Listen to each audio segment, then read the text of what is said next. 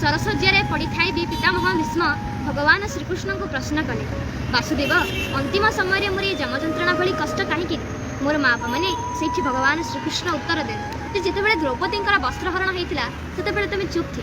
केवल सिंहासन को जगी रहा तुम दायित्व नाला, सिंहासन चारिपटे होता प्रतिहत कर तुम दायित्व थिला। मोर माँ मैंने ठीक एका प्रश्न कर्णंकर भी थिला भगवान श्रीकृष्ण को, वासुदेव मोर मर्यादाहीन अपमृत्यु कहीं मोर माँ मैंने भगवान उत्तर भी सामान थिला जे सभा कक्ष गोटे नारीर निर्यातना को देखी तमें मुरुकी मुरुकी हसुथिल महायोद्धा कर्ण।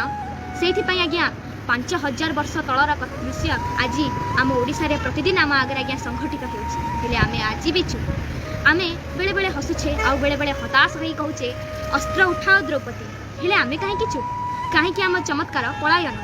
मोर माँ बापा मैंने मो सहित आज्ञा ठीक से भाया हो बाबांकर ऑपरेशन आपण मानक साहाय्य लोड़ुची हेले आपण मैंने मत अणदेखा कर चली जो मैंने मत अणदेखा करदेखा कर सारी से मैंने भी पापरे आज्ञा भागी होती। जदि पितामह भीष्म आउ कर्ण भली जड़े महान योद्धा गोटे नारीर अपमान को देखी बोली से मैंने भी जदि पापरे दंडित होती आपण मैंने कहीं आज्ञा आखि खोलतु गोटे परिवार देखु गोटे परिवार दुख को देखु आज्ञा गोटे बाप को आज्ञा बंचे दिंतु भले आपण मैंने भी पितामह भीष्म आउ कर्ण भाया पापरे भागी बोलिए जगतनाथ जगन्नाथ भगवान की जय।